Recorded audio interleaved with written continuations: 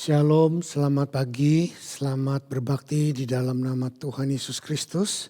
Buat saudara-saudara yang mungkin jauh, yang baru pertama kali ini bergabung bersama dengan Gereja Rock Sydney. Dan mari kita berdoa sebelum kita masuk di dalam firman Tuhan.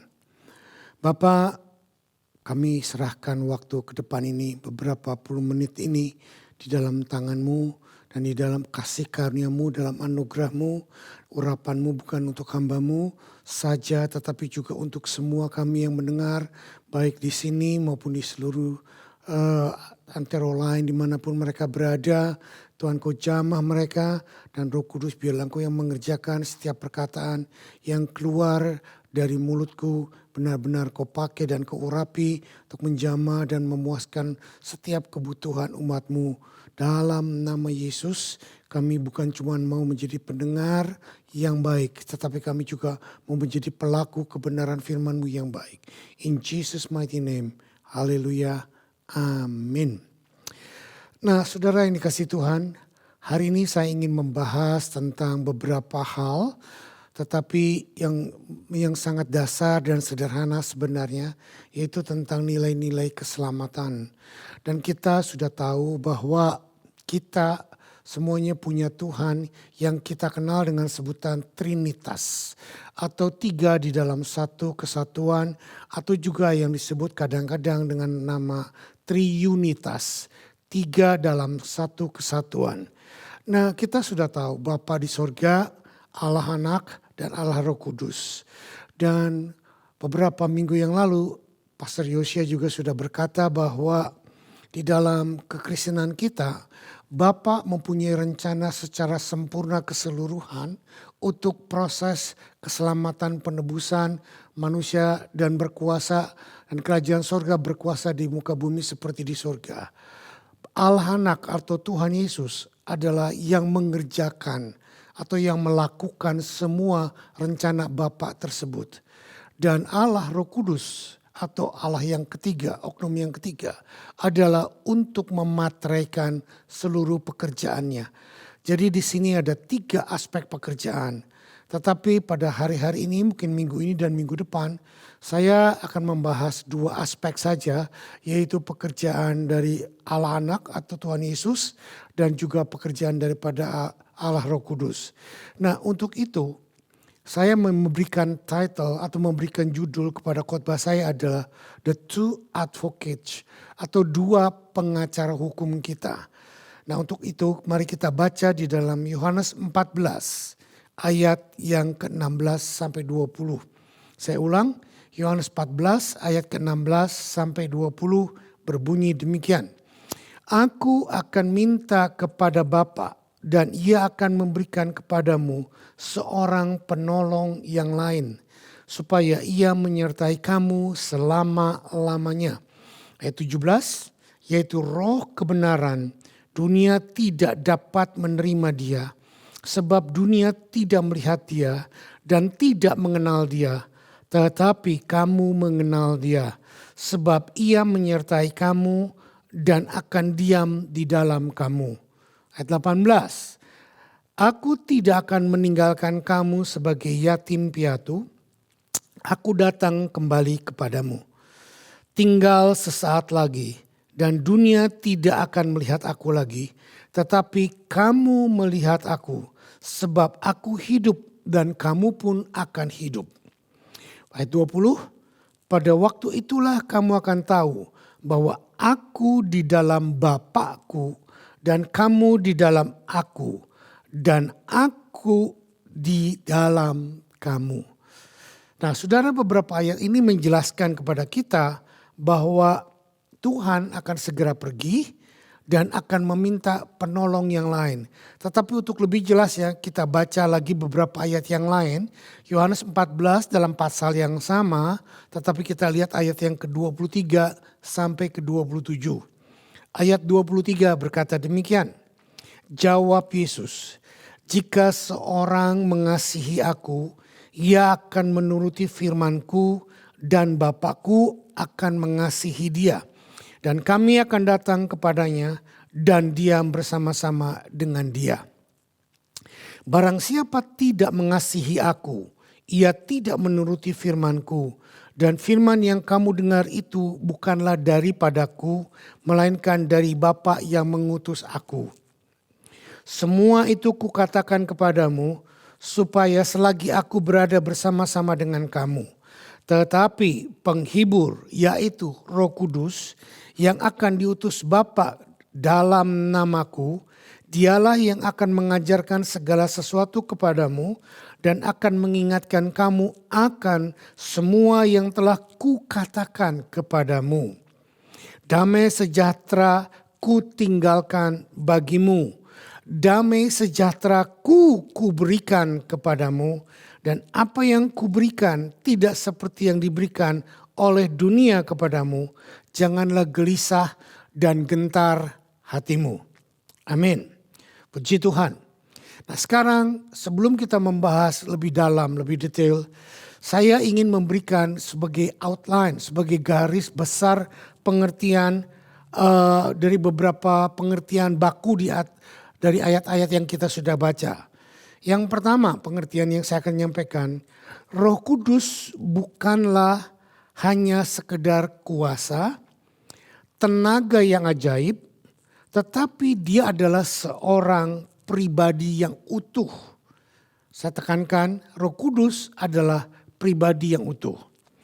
Dalam pengertian teologis atau Alkitab, kata roh itu bersifat netral.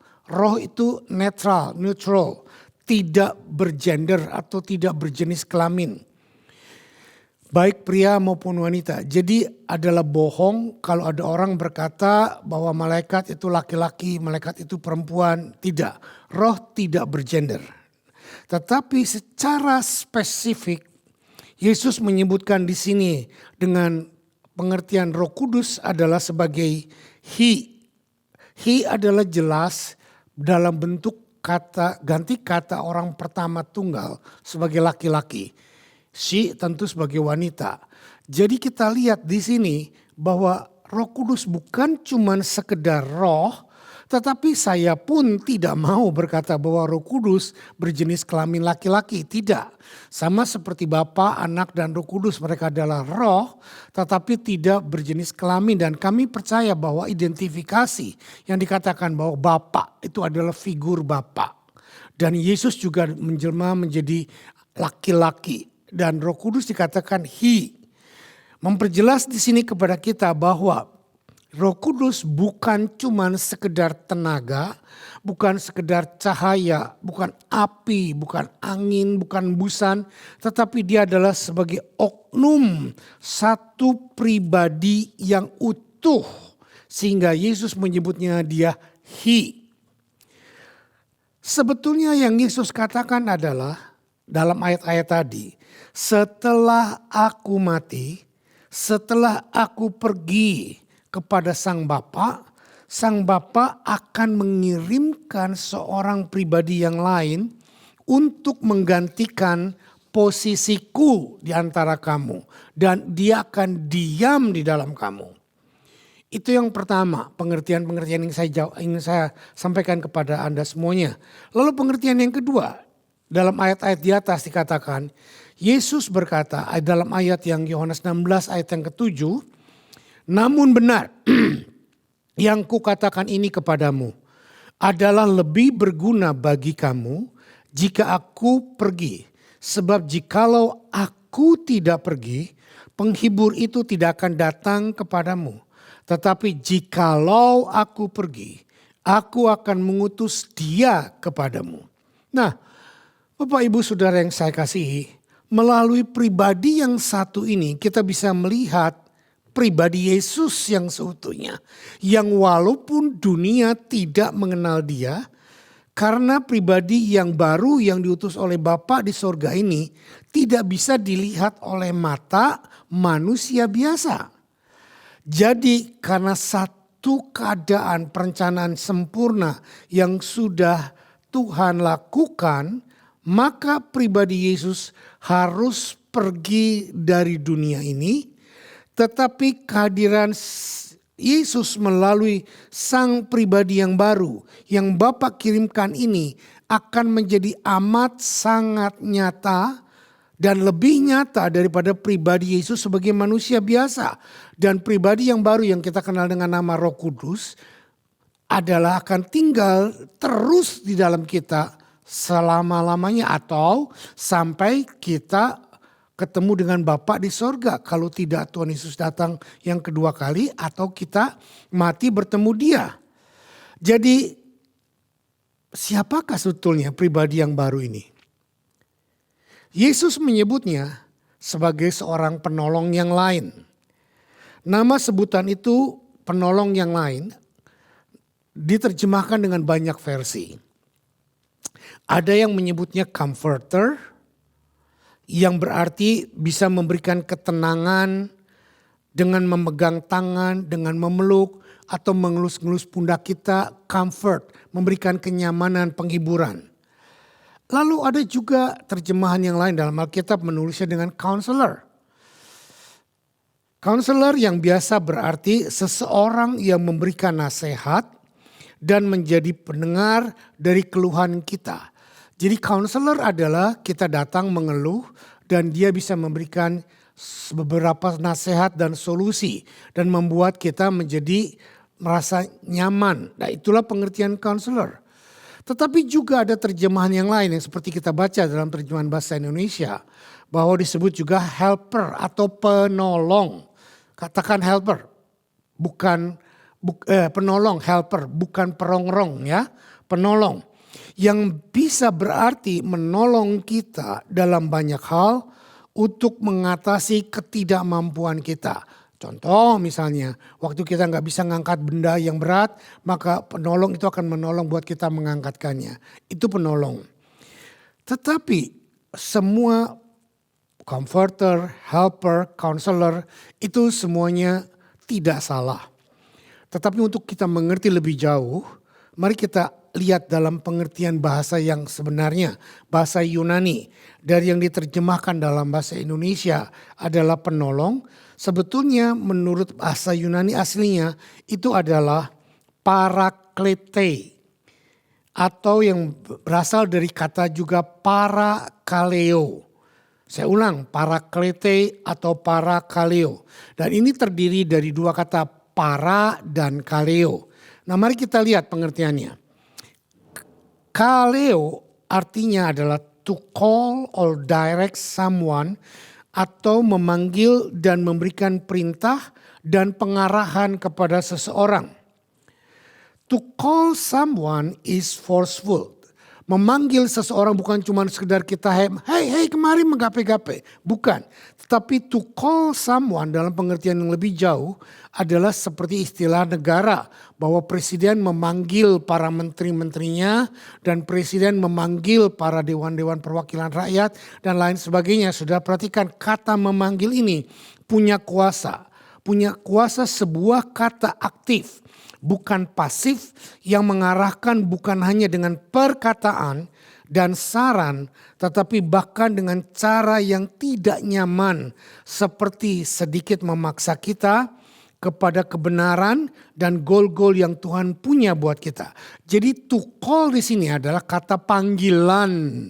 Nah, seperti contoh seorang manusia dipanggil Tuhan menjadi hamba Tuhan. Nah, kata panggilan ini bukan cuma Samuel kemari, tetapi punya kuasa untuk mendatangkan Samuel kemari.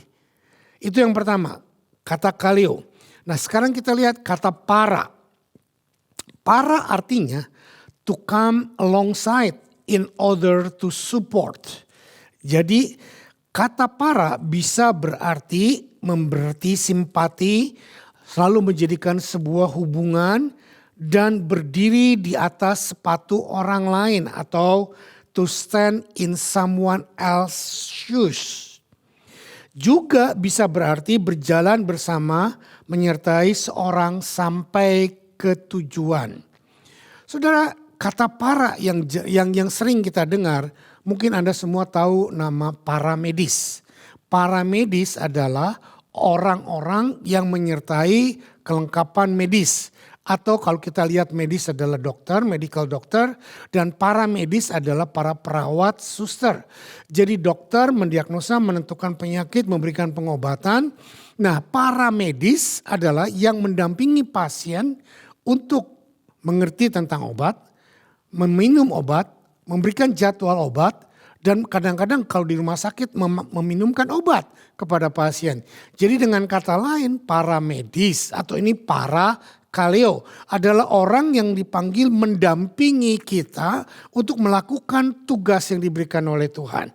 Nah, saudara, tadi saya sudah bahas bahwa dari kata counselor, helper, comforter, sebetulnya dari tiga ini yang paling mendekati kebenaran dari kata para kaleo atau para klete atau para kletos itu adalah kata counselor.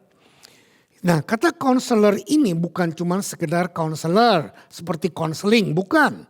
Tetapi kata counselor di sini kita perlu tambahkan the law counselor at law atau penasehat hukum. Yang kita sebut juga sebagai kadang di dalam istilah pengadilan defense attorney atau pembela bagi terdakwa. Nah, itu semua istilah pengadilan atau bahasa hukumnya kita mengenal dengan nama advokat atau pengacara hukum yang selalu bertindak untuk atas nama dan kepentingan terdakwa yang dibelanya. Seorang pembela hukum tidak selalu setuju dengan pendapat yang dibelanya. Bahkan sangat mungkin dia tidak setuju dengan pendapat orangnya, dengan sikap dan perkataan kita, dan menentang kita untuk menunjukkan bukti-bukti kebenaran bagi kita. Meskipun kadang-kadang para konselor itu menyakitkan kita, sepertinya membuat kita nggak nyaman, harus menunjukkan bukti-bukti dan lain sebagainya. Tetapi itulah tugas para advokat.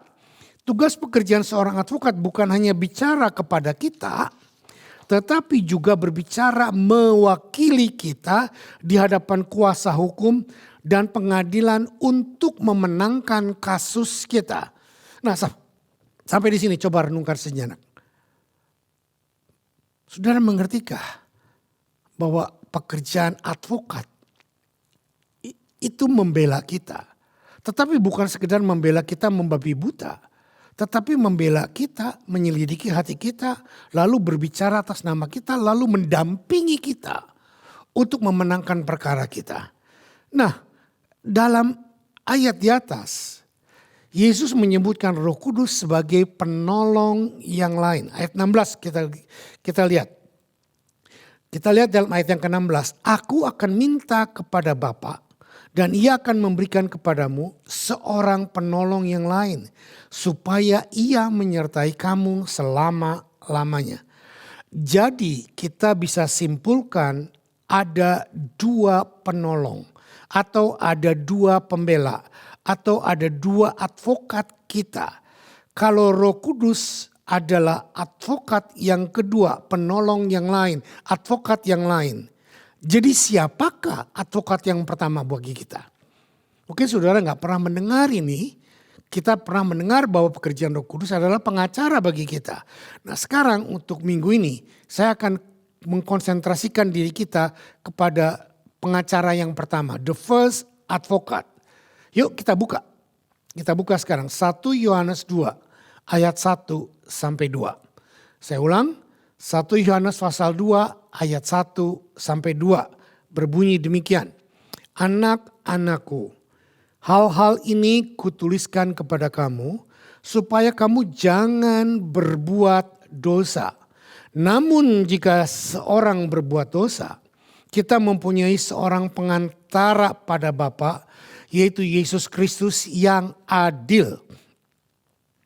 Dan ia adalah pendamaian untuk segala dosa kita, dan bukan untuk dosa kita saja, tetapi juga untuk dosa seluruh dunia. Nah, untuk lebih jelas kita baca di dalam terjemahan ESV.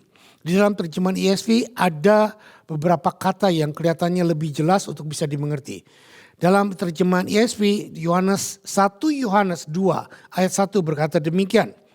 My little children, I am writing this thing to you, so that you may not sin. But if anyone does sin, we have an advocate with the Father, Jesus Christ the righteous. He is the propitiation for our sins, and not for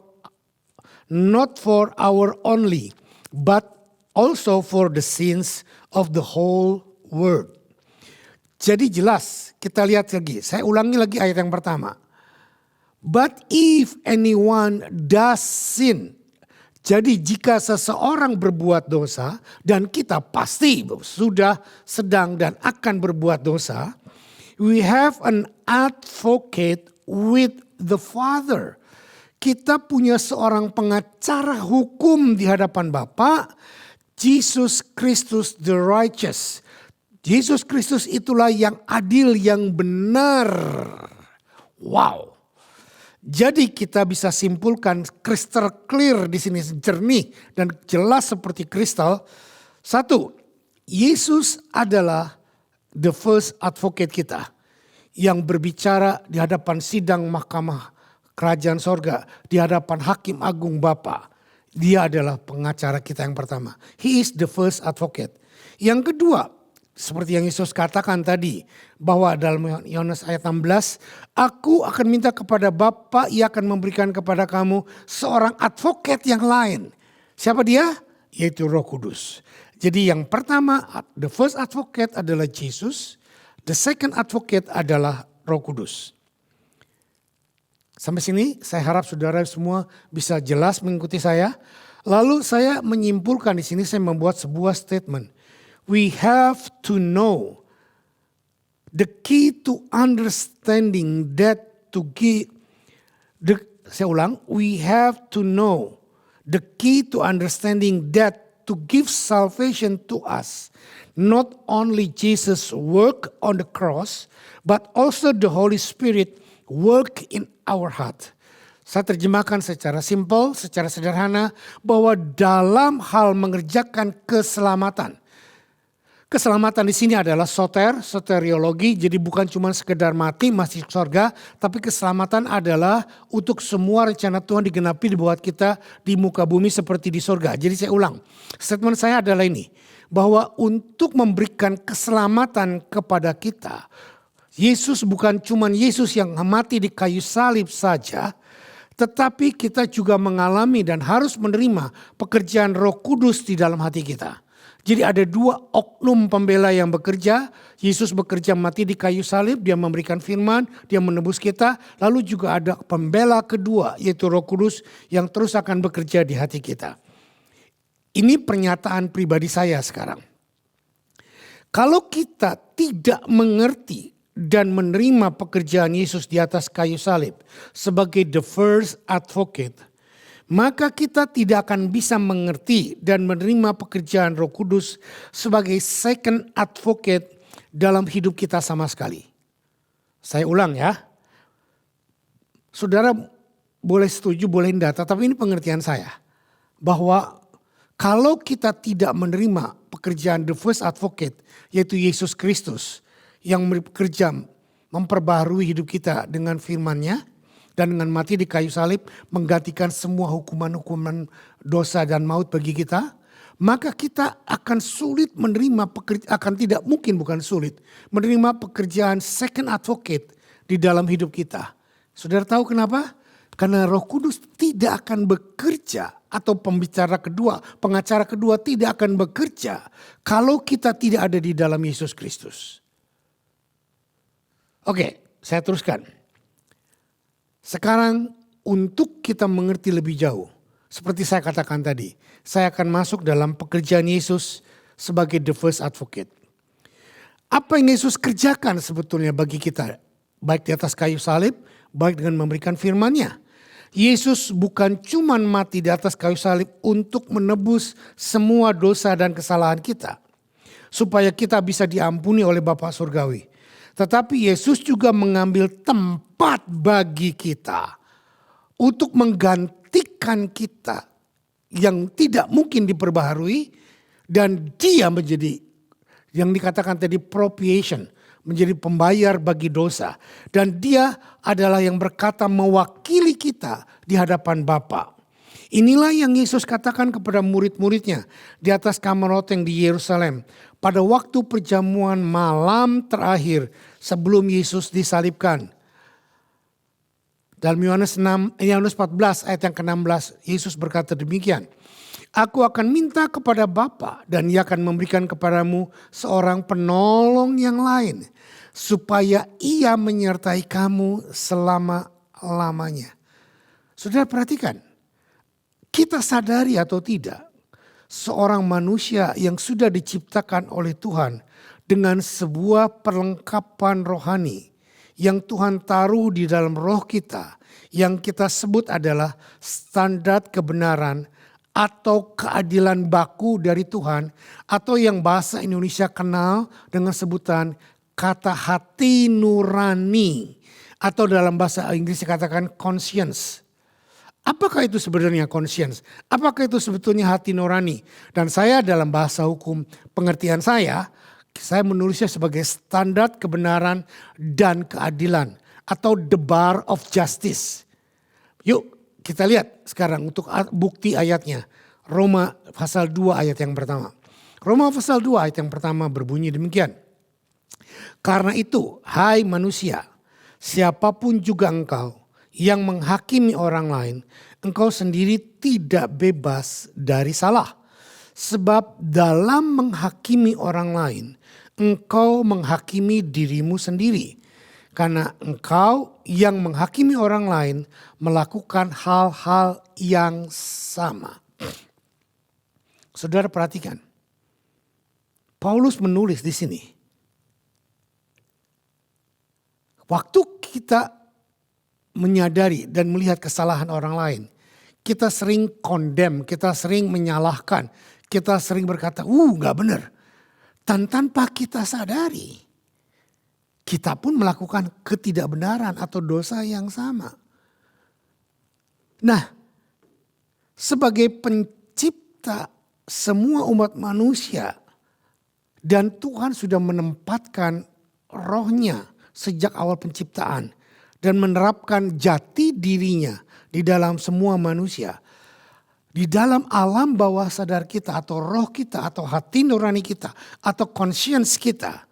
Sebetulnya ada nilai-nilai keadilan dan kebenaran. Sehingga pada waktu kita melihat orang lain berbuat salah, kita tahu itu salah. Walaupun kita sendiri melakukan hal yang salah.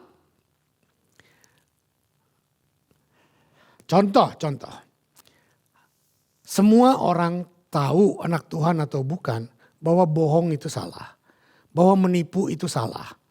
Bahwa pengkhianat itu salah.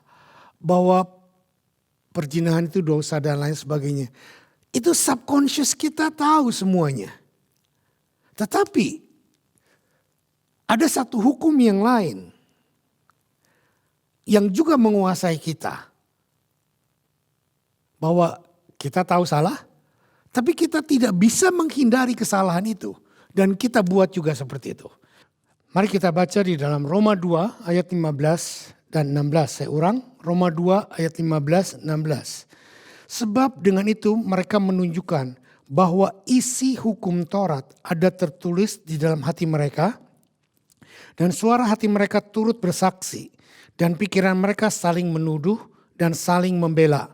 Hal itu akan nampak pada hari bila mana Allah sesuai dengan Injil yang kuberitakan akan menghakimi segala sesuatu yang tersembunyi dalam hati manusia oleh Kristus Yesus. Saudara, di sini jelas bahwa Alkitab mengatakan kepada kita, waktu Tuhan menciptakan kita, ada Tuhan kasih hati nurani. Dan di dalam hati nurani itu Tuhan sudah tanamkan kebenaran, keadilan. Sehingga tanpa ada yang mengajarkan bahwa berbuat curang, bohong, nipu itu adalah dosa. Membunuh adalah dosa. Sebab Tuhan sudah membuat satu standar keadilan atau dalam bahasa Inggris disebut bar of justice atau batasan kebenaran yang Tuhan taruh di dalam hati nurani setiap orang yang kita kenal juga nama dengan consciousness. Jadi dengan hati nurani ini kita tahu bahwa nyeleweng itu salah, berkhianat itu salah, dan bohong itu adalah dosa dan lain sebagainya. Tetapi kita tahu itu salah. Tapi ada satu hukum yang lain karena kita hidup di dalam hukum dosa yang dilakukan oleh leluhur kita, Adam dan Hawa dan seluruh keturunannya sampai kepada kita sehingga kita pun lahir di dalam dosa. Kita tahu dosa, tapi kita tidak bisa melepaskan diri dari dosa itu. Kita sama saja bohong, sama saja kadang juga kita cheating, kita juga sombong, kita juga menghina orang, kita juga melakukan perkara-perkara yang menyakiti karena kita tidak bisa lepas dari itu. Nah, ayat ini dikatakan bahwa Tuhan sudah memberikan kita standar kebenaran dan itulah kebenaran yang tidak bisa dibantah.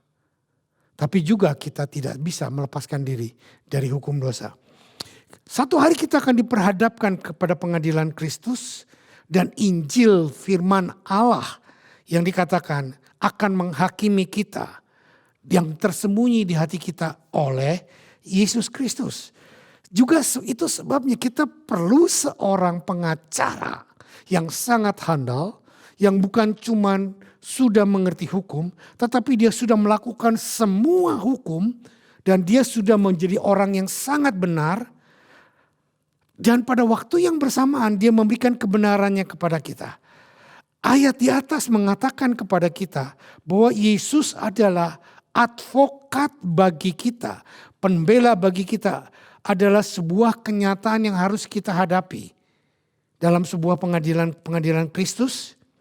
Untuk mempertanggungjawabkan semua kehidupan kita di hadapan pengadilan Tuhan. Dan sesungguhnya di sanalah kita membutuhkan seorang pengacara atau advokat yang handal bagi kita. Dan saudara tidak bisa cari orang lain. Orang itu adalah Yesus. Hanya Yesus satu-satunya pengacara yang handal bagi kita. Untuk itu kita lihat sekarang. Yesus bukan cuma bicara atas nama kita. Tapi Yesus pun melakukan apa yang untuk kebenaran bagi kita. Saya ulang, Jesus speak not only on behalf of us, but as us. Jadi di hadapan pengadilan Yesus bukan cuma bicara di pihak kita, tetapi dia berbicara sebagai kita. Wow, kita buka ayatnya 1 Yohanes 2 ayat 1 sampai 2. 1 Yohanes 2 ayat 1 sampai 2. Anak-anakku, hal ini kutuliskan kepada kamu, supaya kamu jangan berbuat dosa. Namun jika seseorang berbuat dosa, kita mempunyai seorang pengantara pada Bapa, yaitu Yesus Kristus yang adil. Ia adalah pendamaian untuk segala dosa kita dan bukan untuk dosa kita saja, tetapi juga untuk dosa seluruh dunia. Saudara perhatikan, ayat ini mengatakan bahwa Yesus bukan cuma juru bicara kita di pengadilan. Tetapi dia juga adalah pendamaian bagi segala dosa kita. Nah, kata pendamaian ini, mungkin bagi saudara dia adalah juru damai. Dia adalah yang mengusahakan kita berdamai dengan Bapa di sorga. Tidak terlalu tepat. Mari kita baca di dalam terjemahan ESV dalam bahasa Inggris.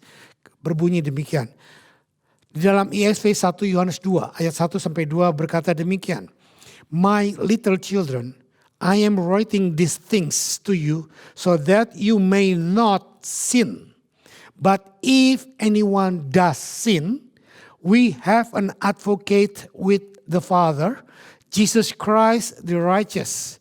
He is the propitiation for our sins, and not for our only, but also for the sins of the whole world. Saudara perhatikan. My children, I am writing these things to you that you may not sin. Aku menuliskan ini kepadamu supaya engkau jangan berbuat dosa. Tuhan mau kita tidak berbuat dosa. Tetapi di sini dikatakan, Paulus juga menulis, but if anyone does sin, jika seseorang berbuat dosa, dalam bahasa Indonesia pun sama, namun jika seseorang berbuat dosa dan kita pasti berbuat dosa, nah di sini dikatakan, does sin. Jika seseorang melakukan dosa, we have an advocate, kita punya seorang pengacara. Kalau di dalam bahasa Indonesia katakan pengantara, tetapi advocate itu pengacara hukum, pembela hukum yang berdiri di hadapan Bapa. Jesus Christ is the righteous. Tuhan Yesus adalah pengacara kita yang benar, yang adil. Ayat 2 berkata demikian. He is the propitiation of our sins. Saudara, perhatikan. He is the propitiation. Kata propitiation dalam bahasa Indonesia dikatakan, dan ia adalah pendamaian. Pendamaian. Nah ini yang saya katakan kurang tepat, pendamaian. Seharusnya propitiation. Propitiation itu bukan cuma pendamaian, tapi pembayar mahar, pembayar denda, pembayar hukuman, yang menggenapi hukuman, yang melakukan, yang mengambil hukuman supaya kita dibebaskan dari hukuman. Itulah propitiations. Dikatakan untuk segala dosa kita. Segala dosa. Perhatikan. Bukan cuma dosa masa lalu. Dulu saya cuma mengerti bahwa Tuhan Yesus mengampuni dosa masa lalu. Dan Tuhan Yesus belum tentu mengampuni dosa masa kini, apalagi masa depan. Saudara, it is very wrong. Segala dosa. Katakan, segala dosa. Di dalam terjemahan ESV dikatakan propitiation for our sins, jamak. Jadi tidak ada dosa baik masa lalu, masa kini dan masa depan yang tidak Tuhan ampuni. And not for our only. Bukan cuma dosa saya, dosa kita, tapi dosa semua orang.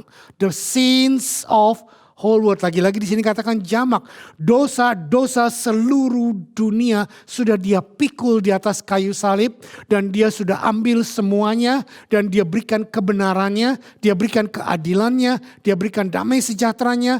Dia berikan kekudusannya. Dia berikan semuanya yang ada dalam dirinya bagi kita. Saudara, pengertian pertobatan saya dulu. Waktu awal-awal bertobat. Saya sering membaca dan mengerti bahwa Yesus sudah naik ke sorga dan duduk di sebelah kanan Bapa dan dia berdoa syafaat untuk saya dan untuk saudara. Nah pengertian saya, Yesus berdoa syafaat adalah Tuhan Yesus berkata, Bapa ampunilah Samuel. Bapa ampunilah Samuel. Bapa berikan anugerahmu buat Samuel. Terus seperti itu, dia merengek, dia meminta supaya Tuhan Bapa di sorga mengampuni saya. Saudara, itu benar bahwa Bapa mengampuni dosa saya. Dan Bapa melakukan anugerah. Dan Alkitab pun berkata kita diselamatkan dengan iman melalui anugerah. Kita diselamatkan through faith by grace. By grace through faith, kita semua diselamatkan oleh anugerah melalui iman. Itu tidak salah. Tetapi yang Alkitab maksudkan di dalam ayat ini bahwa Tuhan Yesus ada di sebelah kanan Allah dan berdoa untuk kita adalah bukan cuma meminta anugerah. Anugerah sudah Tuhan atau Bapa di sorga berikan kepada kita waktu kita bertobat menerima Yesus Tuhan, maka itulah anugerah. Tetapi untuk selanjutnya Tuhan Yesus berkata bukan cuma anugerah tetapi dia akan berkata dengan standar hukum dan keadilan. Karena di dalam sidang pengadilan tahta di sorga, Yesus akan menjadi advokat pengacara hukum kita. Dan dia tidak lagi merengek. Dia tidak lagi minta, Bapak tolong ampuni, Bapak tolong ampuni. Tidak. Tapi dia akan berkata dengan standar hukum. Dengan kekuatan hukum yang dia miliki. Mari kita buka 1 Yohanes 1 ayat 9. 1 Yohanes 1 ayat 9. Dan jika kita mengaku dosa kita, maka Ia adalah setia dan adil sehingga Ia mengampuni segala dosa kita dan menyucikan kita dari segala dosa kita. Nah, itu yang saya katakan tadi, bahwa waktu kita meminta ampun, maka Dia menyucikan kita dan meluluskan kita. Itulah anugerah. Tetapi sekarang setelah kita bertumbuh jadi dewasa dan kita tahu bahwa Yesus itu advokat pertama kita dan pengacara hukum kita, maka bukan lagi kita merengek minta anugerah. Jangan salah mengerti saya. Bukan berarti bahwa saya nggak perlu anugerah, saudara nggak perlu anugerah. Kita sangat perlu anugerah.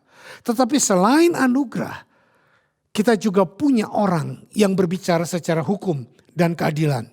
Kita tidak berhak, kita tidak mungkin bicara secara hukum dan keadilan karena kita tidak punya hak hukum. Karena kita adalah budak dosa, karena kita adalah dihancurkan dan kita adalah benar-benar tidak benar. Kita tidak mungkin berdiri dengan benar di hadapan tahta Bapa karena kita penuh dengan dosa dan kelemahan. Tetapi kita punya pengacara. Pengacara kita itu adalah Yesus. Kita buka 1 Yohanes pasal 2. Ayat yang kedua dikatakan, dan Ia adalah pendamaian untuk segala dosa kita. Dan bukan cuma dosa kita saja, tetapi juga dosa seluruh dunia.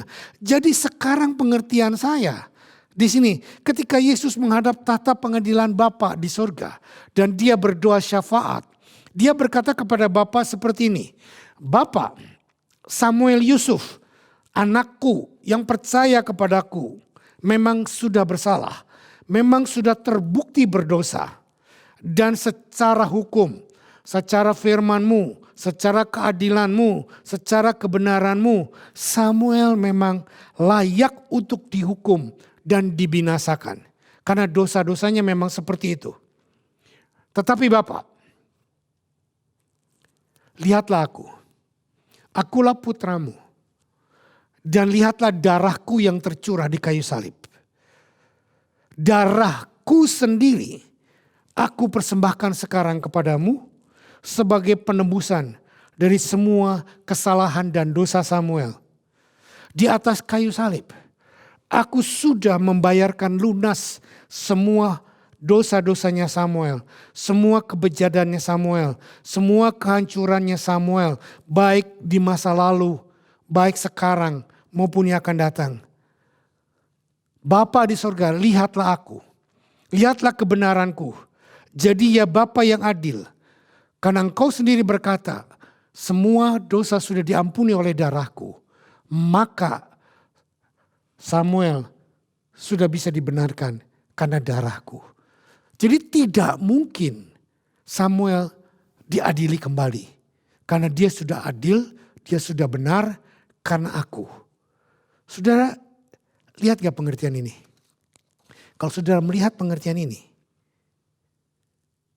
saya benar bukan karena perbuatan saya. Bukan karena puasa saya. Bukan karena persembahan saya. Bukan karena perpuluhan saya. Bukan karena saya sacrifice. Bukan karena saya doa 1 hari 2 jam 3 jam. Bukan karena saya baca Alkitab dari Kejadian sampai Wahyu. Saya benar karena perbuatan Yesus di kayu salib, dan saya nerima itu, dan saya terima tubuhnya dan darahnya untuk menjadi pengganti hukuman, kebejadan, kehinaan, percabulan, keserakahan, kepahitan, kesombongan saya. Sebagai propitiation, sebagai substitute, sebagai pengganti, Yesus sudah membayarkan semua hukuman saya di atas kayu salib. Dan dari atas kayu salib mengalir kebenarannya yang saya terima. Sehingga di dalam ruang pengadilan Bapa di sorga, Yesus berdiri atau duduk di sebelah kanan Bapa. Bukan lagi merengek, bukan lagi meminta, bukan lagi meratap. Tetapi dia berkata, Bapa, lihatlah kebenaranku. Pertimbangkanlah darah dan tubuhku di atas kayu salib. Dia menjadi advokat bagi saya, bagi Anda, bagi seluruh dosa saya, bagi seluruh dosa Anda. Bukan cuman hanya bicara dari sudut saya, tetapi dia mengambil pribadi saya dan dijadikan pribadinya. Haleluya. Sehingga keadilan Bapa di sorga akan berkata, baik, aku membenarkan semua tindakannya Samuel karena anakku Yesus Kristus. Saudara, itulah pengadilan tahta Kristus yang Bapa jadikan kepada kita. Karena pengacara pertama kita yang namanya Yesus Kristus telah membuat seluruh kehidupannya menjadi kehidupan saya. Kita baca dalam 2 Korintus 5 ayat 21. 2 Korintus 5 ayat 21 berkata demikian. Dia yang tidak mengenal dosa telah dibuatnya menjadi dosa karena kita. Supaya di dalam dia kita dibenarkan oleh Allah. Saya ulang sekali lagi. Dia yang tidak mengenal dosa telah dibuatnya menjadi dosa karena kita. Supaya di dalam dia ini siapa? Yesus. Yesus ini siapa? Pengacara pertama kita. The first advocate. Kita dibenarkan oleh Allah. Allah ini siapa? Elohim, Yahweh, Jehovah, Bapa di sorga yang mengadili kita dengan firman dan kuasa dan keadilannya. Dan dia melihat kita benar karena kita ada di dalam darah Sang Putra. Saudara, pengadilan Bapa tidak ada lagi anugerah. Yang ada adalah siapa yang benar, siapa yang salah. Siapa yang benar, siapa yang salah. Dan anugerah kita sudah terima waktu kita masuk di dalam kehidupan anak tunggal Bapa. Dan selanjutnya kehidupan anak tunggal Bapa inilah yang kita hidupi, yang kita jalani. Dan waktu kita salah, waktu kita jatuh lagi dalam dosa, waktu kita berbuat keliru, maka kita tinggal ambil kehidupan daripada Tuhan Yesus Kristus. Dan sehingga di atas kayu salib dia berkata, it is finished. Semua dosa masa lalu, masa kini, dan masa depan kita sudah dia pikul. Dia yang tidak mengenal dosa, dibuatnya menjadi dosa karena kita. Supaya di dalam dia kita dibenarkan oleh Allah. Jadi saya di sini menyimpulkan buat kita semuanya. Pekerjaan pengacara pertama atau the first advocate pada waktu dia berdoa syafaat di sebelah kanan Bapa yang dia katakan adalah seperti ini. Bapa, lihatlah apa yang sudah aku perbuat di atas kayu salib. Dan sekarang terimalah mereka. Terimalah Samuel Yusuf. Terimalah Yohanes. Terimalah Lydia. Terimalah Budi. Terimalah Ali. Terimalah Eni. Terimalah Tuti. Sebagai alatmu. Seperti engkau menerima aku. Terimalah mereka seperti engkau menerima aku. Karena mereka semua ada di dalam aku. Sudah perhatikan? Saya ulang. Bapa, lihatlah apa yang sudah aku perbuat di atas kayu salib. Dan sekarang terimalah mereka semua seperti engkau menerima aku. Karena mereka semua ada di dalam aku. Wow. Wow, what a privilege. Benar-benar satu anugerah, benar-benar satu privilege yang Tuhan Yesus berikan kepada kita.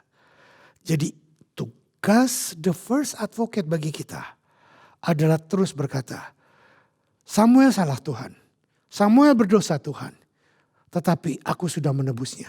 Dia ada di dalam aku. Lihatlah kebenaranku, lihatlah darahku di atas kayu salib, lihatlah kehidupanku di atas kayu salib. Lihatlah aku sudah curahkan darahku tubuhku di atas kayu salib. Saudara, untuk itu saya mau saudara benar-benar hidup, menaruh hidupmu di dalam kehidupan the first advocate. Itu sebabnya kenapa gereja kita selalu melakukan perjamuan kudus setiap hari Minggu. Untuk merayakan, untuk mengingat apa yang the first advocate kerjakan di atas kayu salib. Dan membenarkan hidup kita dari hari ke hari, dari jam ke jam, dari menit ke menit. Sampai seluruh rencana Tuhan digenapi. Saya memberikan waktu bagi Anda untuk ambil perjamuan kudusmu. Ambil roti dan anggurmu. Kalau Anda sudah ambil roti dan anggur, Mari kita berdiri bersama. Saya belum berdoa, saya belum menutup khotbah ini, tapi sebelum kita masuk dalam perjamuan kudus, saudara berdiri, mari kita berdoa sejenak. Tuhan, terima kasih. Kau sudah mengutus 2 advokat. Dan hari ini kami belajar tentang tugas dan pekerjaan the first advocate, yaitu putramu Yesus Kristus,